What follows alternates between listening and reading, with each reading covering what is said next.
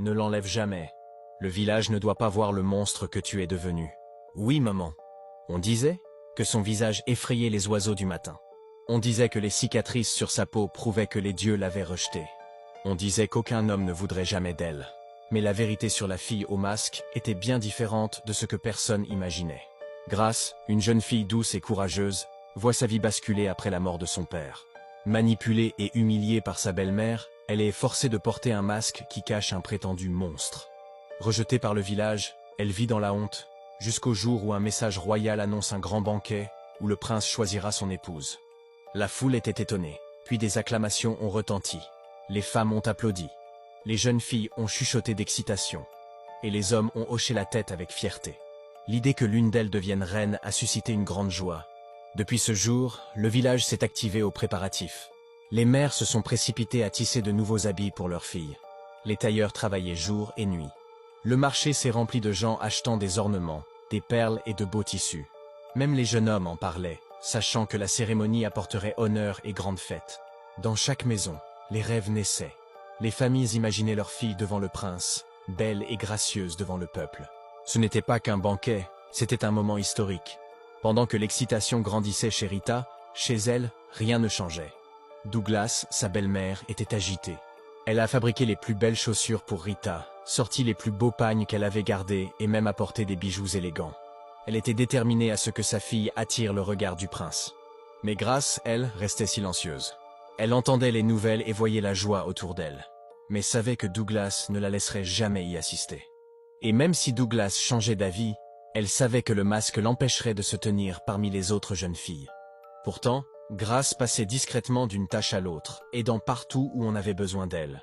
Quand quelqu'un avait du mal, Grace était déjà là, offrant de l'aide avant qu'on ne la demande. Enfin, le jour tant attendu arriva. Le soleil brillait plus fort que jamais, envoyant des rayons dorés sur la terre, comme si le ciel célébrait lui-même. Partout, les tambours résonnaient, les voix chantaient et les rires emplissaient l'air. Les jeunes filles du village se pressaient vers la rivière, portant leur peau d'argile sur la tête, impatientes de chercher l'eau pour préparer le grand banquet. Parmi elles, Rita, la fille de Douglas, marchait fièrement. Elle ajustait son pagne et bavardait avec qui voulait l'entendre. « Aujourd'hui ma vie change », disait-elle. « Aujourd'hui, je serai choisie comme épouse du prince. » Pendant ce temps, les mains de Grace ne chômaient pas. Douglas lui avait donné des tâches sans fin, balayer, cuisiner, frotter, nettoyer jusqu'à ce que son dos lui fasse mal. L'odeur de la nourriture remplissait la cour, tandis que Grace remuait les marmites sur le feu, la sueur coulant de son front. Pourtant, elle ne se plaignait pas, ne discutait pas.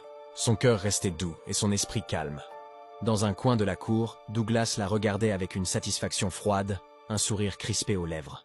Au bord de la rivière, les jeunes filles chantaient en marchant, leur rire résonnant sur l'eau. Mais en arrivant au bord, leur joie fut interrompue. Là, étendu par terre, un homme pauvre, en aide. Ses vêtements déchirés, son visage poussiéreux, son corps faible, comme si la vie l'avait battu. Il leva une main tremblante et murmura « Aidez-moi, juste un peu d'eau pour étancher ma soif. J'ai besoin d'eau. » Les jeunes filles figées, se regardant. Certaines reculaient avec dégoût, d'autres secouaient la tête. Rita fut la première à parler, les yeux pleins de mépris. « Je n'ai pas de temps pour les pauvres.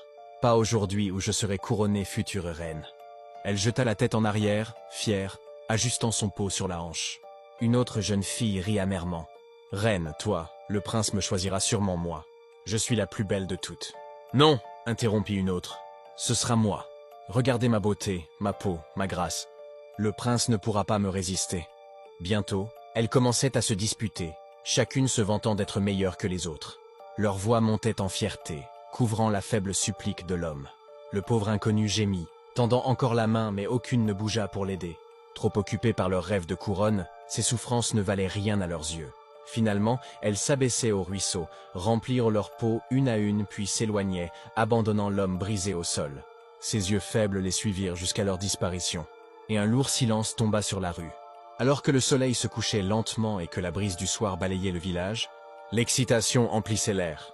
Une à une, les jeunes filles s'habillaient de leurs plus belles robes, le visage maquillé, leurs rires résonnant dans les rues.